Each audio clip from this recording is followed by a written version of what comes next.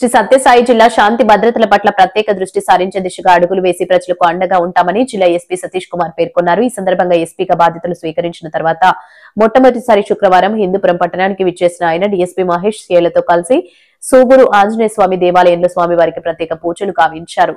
సి&ఐజీ మసీదులో దైవ ప్రార్థనలు చేశారు. అనంతరం 1 టౌన్ పోలీస్ స్టేషన్ కి విచ్చేసి కేసులకు సంబంధించిన రికార్డులను క్షుణ్ణంగా పరిశీలించారు.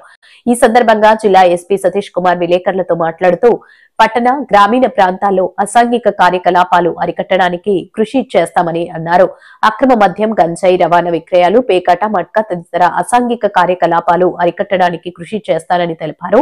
ట్రాఫిక్ నియంత్రణ, రోడ్డు ప్రమాదాలు నివారిస్తున్నామని అన్నారు. న్యాయం కోసం పోలీస్ స్టేషన్ కు వచ్చే బాధితులకు స్నేహపూర్వకంగా మాట్లాడి వారి సమస్యకు పరిష్కారం చూపుతామని అన్నారు. ఇదే విధంగా తప్పు చేసిన వారికి ఎవరైనా సరే పోలీసులుంటే ఏందో అనేది చూపిస్తామని అన్నారు.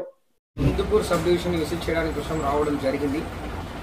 సో మన టెంపుల్స్ అన్నీ కూడా విజిట్ చేయడం జరిగింది.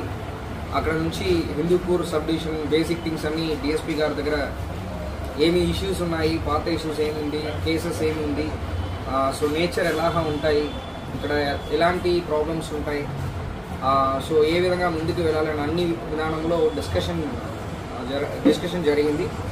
సో ఎస్హెచ్ఓస్ కూడా, so rural Hindupur rural, UPS urban అంటే అప్గ్రేడెడ్ పోలీస్ స్టేషన్, తర్వాత హిందూపూర్ 2 టౌన్ అందరూ కూడా ఈరోజు రావడం జరిగింది. సో అందరితో పాటు ఇంటరాక్షన్ చేయడం జరిగింది.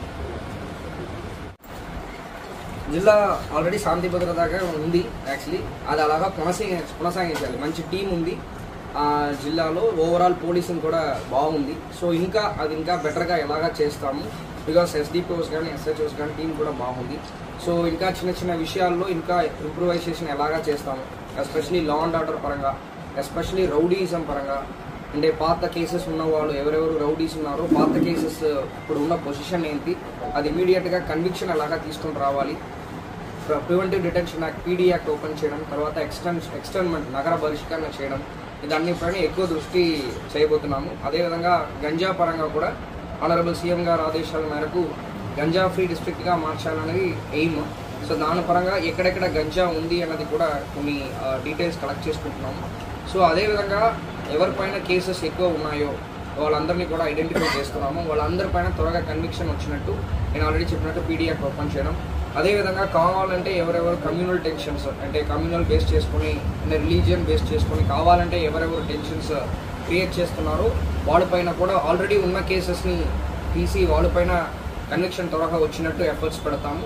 అదేవిధంగా సోషల్ మీడియాలో కూడా అనవసరంగా అంటే శాంతి భద్రతకి ఇబ్బంది కలిగించినట్టు ఎవరైనా పోస్ట్ చేశారంటే వాళ్ళపైన కూడా గట్టిన చర్యలు తీసుకోవడానికి ప్లానింగ్ కూడా చేస్తున్నాము. సో ఓవరాల్ మన మెయిన్ పోలీసింగ్ ఎయిమ్ శాంతి భద్రత, ప్రజలకు అండగా ఉండడం. అంటే రెండు సబ్జెక్ట్ ఉంది ఇక్కడ. ఎవరు తప్పు చేస్తారో ఖచ్చితంగా వాళ్ళు పోలీసుని చూసి భయపడాలి.